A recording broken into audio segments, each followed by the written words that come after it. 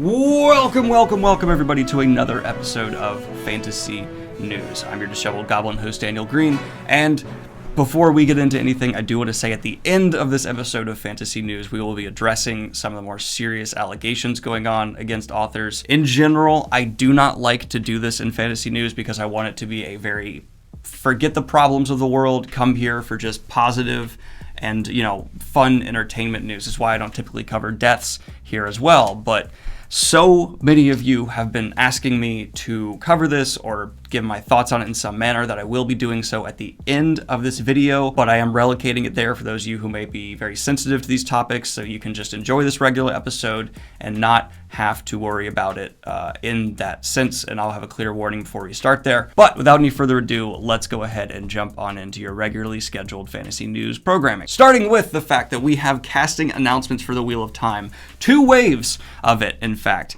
The first of which covers the Cawthon clan as well as the Alvear clan and a couple more Emond's Fielders. This includes Lolita Chakrabarti as Marin Alvear, Michael Tuhine as Bran Alvear, David Stern as Sin Bui, Christopher Sharef as Abel Cawthon, Juliet Howland as Natty Cawthon, and Mandy Simons as Days Conger. So pretty much we have a very large percentage of the Emond's Fielders themselves now fleshed out. This is looking more and more like a fully realized Two Rivers, and I'm totally digging that. But we also had a second wave of castings come out as well. Let's go ahead and look into those here. We had a child actress, Kyra Chansa, who will be playing a young Swan Sanche, pretty much confirming there will be flashbacks of some sort within the Wheel of Time to Swan's childhood, it looks like, which I'm all for. She's awesome, and that's a cool character to look into. But there was more casting as well, including Darren Clark as Basil Gill, Azuka Hoyle as a character named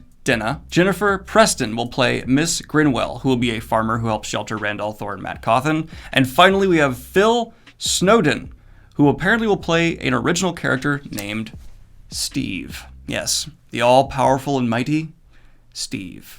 I don't know if that's the real name of the character or a placeholder, but with names like Matt fits in the Wheel of Time, so I'm okay with that. But that is the casting we have recently for the Wheel of Time show. Excited for that here, and want to know your thoughts in the comments down below. And for my Poppy War fans out there, we also had the awesome author Rebecca Kwong putting out excerpts from her upcoming book, The Burning God, on Twitter. If you don't follow her already, you should. She's great. For those of you unaware, the Poppy War has been like one of my new faves, and I'm really excited to see this next iteration come to fruition. It's been a really cool adventure to see this series rise up in popularity, and so many of my own audience enjoy it as well. This, Rage of Dragons, and Wheel of Time are probably the ones that the most people have picked up on my recommendation and sent me the most DMs about, being like, this is awesome, I really love it. Now, we did also have a blog post from George R.R. Martin. I refuse to put his name in my titles in any way, shape, or form, because even if I just say like George R.R. Martin blog post, I will get comments that are like, you made me think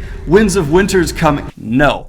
All he's basically said is that he's been alone, he's been writing like crazy, a little bit of cabin fever, just being alone, writing all the time, but he's getting through more and more chapters, and there's definite progress to be made. And it seems like him continually talking about this progress is actually having more and more people in these comment sections go, yay, good, I hope you're doing well, and less of the comments that are like, just get me the book already, wah! All for people stopping harassing this author about his artwork, so that's good. But he did refer to the progress within Winds of Winter as steady, which is the best kind of progress a person can make. And for pretty much all fantasy fans out there, it seems that Tamora Pierce and Brandon Sanderson will be doing a joint live chat about some of their works, and I'm very excited to look into this. It'll be July 9th. Of course, if you'd like to see even more details, link in the description down below for that and everything I talk about here today. And while you're down there, if you wouldn't mind leaving a like, I'd sure appreciate it. Now, in one of the more controversial stories we'll be covering here today, D&D has said they're going to officially get rid of the idea of evil races within Dungeons & Dragons. And my first thought when I heard this was,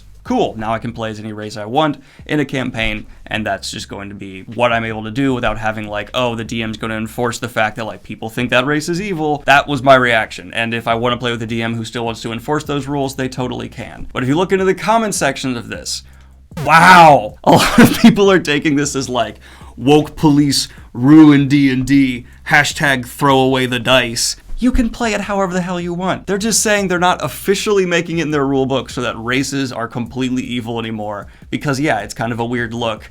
That's it. That's all. You can play the game however you want. How is this anything but just, whatever. I'm very excited to say we have leaks for the upcoming Dune movie. I'm sorry, Dune crew, but I'm gonna be happy if I see leaks. Like, I'm just pumped for this movie, even though I didn't like the book, it just looks so good. But these specifically are around 2 vehicles that look like this. I also would say maybe they'll look a little bit different by the time they're done. A lot of VFX work, is touching up vehicles, making them look a little more perfect for the movie, but so far they're looking like that, and I want one. Can I get one? Is that a... Can I drive that? I'd like to. All right, anyway, I don't know. Denis Villeneuve's Dune, are you excited or are you not? Let me know in the comments down below. Most people I've seen are very excited because these promo shots we've seen look so good, and Denis Villeneuve is, Denis Villeneuve. Now, for this next story, I'm right, but I'm also wanting to backtrack a little bit. We had a trailer drop for the upcoming Avengers video game, which they've obviously been leading up to with a lot of this promo material, and it looks as PS3-y as ever, or maybe even like mobile game looking. But hey, I also should have emphasized more when I previously was covering this, that graphics are not the end-all be-all of a game. I was playing it up for a bit, and I think a lot of people got that, but a lot didn't, and thought I was just saying this game's horrible, and they kind of just took that and ran with it. I don't know if this game's horrible. I'm not going to judge a game entirely just based off the graphics, and I'm sorry for taking that bit too far. And what I will add on top of that is the gameplay in this genuinely looked fun. It doesn't look that pretty, but it actually looks kind of fun. So judge it based off how you judge it, and don't judge a game before it comes out. I've always been of that opinion. You judge a game by how it actually plays, or wait for reviews. Don't pre-order. Don't pre-order. But speaking of gaming news, we also had quite the drop from the Cyberpunk 2077 camp, CD Projekt Red, where they gave us this little long 25-minute trailer and discussion, as well as the fact that they are working with an animation studio and Netflix to bring us a series to go along with the release of the game. Yes, taking place in this world, it will actually kind of be a good entry point into this cyberpunk genre, actually was said, which I thought was pretty neat. And so this will be a totally separate entity to enjoy, taking place in the cyberpunk world. That is just an animated series that will be on Netflix. Didn't see that coming at all, but cool. That's cool. It'll be titled Cyberpunk Edgerunners, and the trailer and discussion about it is right down there. I don't know anything beyond that. I recommend you check it out on your own because, formulating thoughts and opinions. I'm just a news aggregate. I'm here to say, here's what's been going on, and then you do the research yourself, and occasionally I make funnies. That's the show. But of course, there was also the rest of City Nightwire, which was their big announcement episode thing, which apparently there will be multiple of for Cyberpunk 2077. We got a bunch of new gameplay, a new trailer, a lot of really beautiful stills. I just enjoyed it through and through and liked it. This game I'm so pumped for. And I also had criticism on my last bit of coverage where I was talking about how they delayed it again, where people said, hey, you didn't mention the crunch. Developers need to be given more slack because crunching developers can literally be lethal. And I totally agree. And I'm sorry I didn't actually mention that more. I did previously in an episode where I covered the last delay of Cyberpunk 2077, so I just kind of figured it would transfer over and people would, glob on that. Of course, I'm still okay with it because as a former software developer, I'm always okay with avoiding developer crunch. I shouldn't have just assumed that. So yes, totally okay with a game being delayed because developer crunch is an industry sin, not an acceptable practice. But before we get into the rest of the fantasy news for the day, how's it going over in the DBZ universe, Green Daniel? You sent me to the live-action Dragon Ball movie? You f***ing monster. That's right. I am weirdly excited and conflicted to bring you the news that Elizabeth Banks will be playing Miss Frizzle in the upcoming live-action Magic School Bus adaptation. It's technically fantasy sci-fi because they do a lot of stuff, and I want to cover it because this was a big part of my childhood. Hush. I absolutely love Elizabeth Banks for this role. My only conflict comes in with why do we need a live-action Magic School Bus? This is a confirmed live-action movie of Magic School Bus. I do enjoy that. Like, there's a part of me that's like, yes, cool, I like this because education for kids I'm always for, and Elizabeth Banks is phenomenal casting. I'm just also simultaneously confused of why this needs to be a live-action movie. I guess it'll hit a bigger audience and bring in more kids for the educational experience. Yeah, let's go with that. I'm down for it. I'm cool with it. And I look forward to this. Elizabeth Banks is wonderful, so yeah, 100%. And for those of you who really wanted more Warcraft movies, we had the director involved with the original one come out and talk about what he saw for the future of the franchise if more movies were allowed. I'm not going to get in depth to it here, but if you'd like to read that down below, go ahead. There aren't going to be any more sequels apparently. That sucks. Even though it did succeed overseas, it definitely bombed in the US. But yeah, if you're interested to see where that story would have headed, go ahead and check it out down below. This is going to be the most controversial episode of Fantasy News because I want to talk about the end, what I talked about with D&D, and what I'm about to talk about here. And that's The Last of Us 2 news. So The Last of Us Part 2 has sold 4 million copies in its opening weekend. That's impressive. And if you've been paying attention to this at all, people were freaking out about the leaks for The Last of Us 2, saying that it was ridiculous, betrayal of story, overly woke, etc., etc. Every game reviewer I respect who has reviewed this game has said it's either good to great. And this just goes to show, like, stop believing every leak you see. It's why when I cover leaks, I take such great lengths to be like, this is a leak. It could change. It could not be true. And also the leaks for Last of Us 2. If you just, I read them when they came out and it was like, of course some of this isn't true. Yeah, that's not going to be the case. Even people really close to the project who leak stuff occasionally have like a vendetta or are just leaking false information. Don't believe everything. Judge it on its own merit. And if you looked at those leaks, you could tell some of it wasn't going to be true. Granted, a lot of it did turn out to be true. But if you look at the storytellers behind this franchise, they know what they're doing, and they are good storytellers. So maybe understand in the greater context of this game, their decisions could make sense. Now, okay, I'm also going to admit the thing you could easily point out and make fun of me for. Daniel, you haven't played this game. That's right. I'm not speaking from my opinion. I'm speaking from the fact that other game reviewers I greatly respect are coming out and saying, this game is fantastic, or it's just good, but very few of them that are respectable have said it's awful or bad or horrendous. Just play the game for yourself and wait for reviews, and if there is some story decision you think is so awful, great, don't buy it, don't play it, but you also don't need to make this like tremendous kerfuffle that it's like the worst thing to happen to gaming ever. This is why it's kind of like embarrassing to be affiliated with the gaming community, because they're so obsessed with just jumping over the top at anything. I'm aware it's like 1/3 of the audience, but they are so vocal and obnoxious. So Green Daniel here doing a little more investigation into the situation, and there's a couple headlines now popping up now that The Last of Us 2 has been out for a while that's like, oh, the game's score from users continues to rise. And that's because a bunch of people who never played it as soon as it came out just started bombarding it with negative reviews because, I don't know, no one hugs them and that's what they do with their spare time on a Tuesday. And now that people are actually finishing it, it's on this consistent climb. And if you look at the discrepancy between critics' score and user score, it's still huge because critics actually have to be accountable and play the game. And they're like, oh, it's pretty good. Meanwhile, there's a bunch of people online who, I guess that's what they do with their spare time. Maybe go get a drink with friends.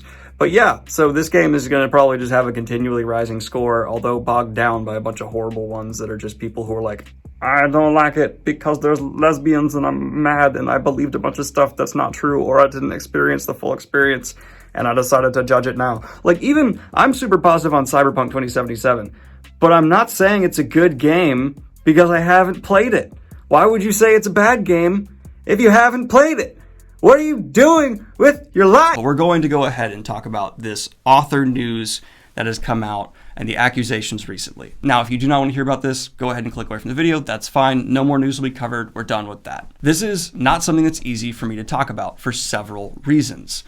One, I am a straight dude who now is being asked to weigh in on topics that I don't think I should be the spokesperson for. There are a lot of allegations from several authors. I recommend you look into them yourself. You can go on Twitter and trust me, you'll find them. I don't feel qualified in general to cover very serious topics like this because I'm just a guy with no real credentials who likes talking about nerdy news. Now, with those cop-outs being said, what I will say is I am tremendously disappointed in several authors I greatly looked up to who are clearly involved with some reprehensible behavior. It ranges. Some of these people are only being accused of like having affairs, while others are being accused of much more serious, terrible things. There's a whole spectrum here. I'm disappointed. It sucks to see this stuff come out, but I also will say now is not the time for people like me to just add our voices to this wave and go in deep and try and like put our opinions on everybody. I recommend people go to the people who are speaking out,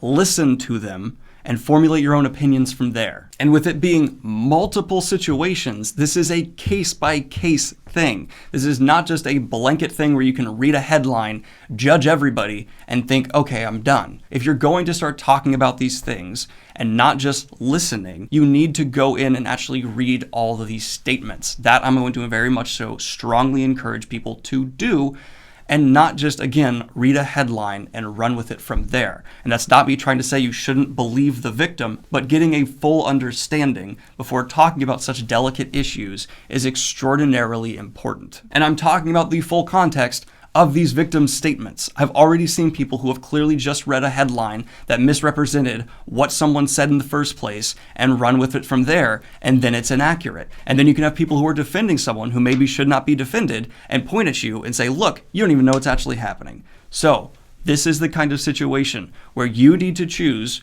what you're going to do, who you're going to continue to support, and judge from there. I am not an authoritative voice on these topics. I am a fantasy fan. I'm not someone who gets to decide or tell you what to think. It's not my position. I have a platform, and I'm going to use that to raise awareness to this is happening in general and encourage you to go look into it. Form your own opinion and go from there. Personally, I've decided, yes, there are authors involved in this. I'm not going to read anymore. Done. Because I just don't want to give my money and support and platform to someone doing so. I'm sure there are people who are going to be mad that I didn't start just naming names and saying, cancel this person 100%. And there are people who I think do deserve to have that mentality towards them right now. I am just not going to use my power as an influencer to try and get people to do that, because I know when influencers try that, what happens is people don't get the full context and they just ride a wave. And I never want to encourage people to do that as well. That's dangerous, especially with sensitive topics like this. And if you can't take the time to read a victim's full statement or look into a situation to its entire context on your own, I don't think you should be weighing in on this stuff, period. Again, straight dude here. Not the person you should be coming to for opinions on this. Listen to those who this has affected directly. Now, I will also say, I'm a victim of sexual assault myself. It's happened to me. I had to leave a job because of it. So I get extremely angry when I hear of new accusations like this. And I want to start just throwing stones. I do. I'm a very big advocate for sit and listen and learn. That's what I've been doing for the Black Lives Matter movement. It's what I've been trying to do for the Me Too movement as well. And hell, it's even what I do for the pandemic. I sit, I listen, I learn, and I speak when I feel like I have something to add. Here I have nothing to add, except for encouraging you to listen to all sides and judge from there. This has been your latest episode of Fantasy News. Like and subscribe if you've not already. Hit the Patreon if you want to support what I do here, and have a good one, y'all. Peace.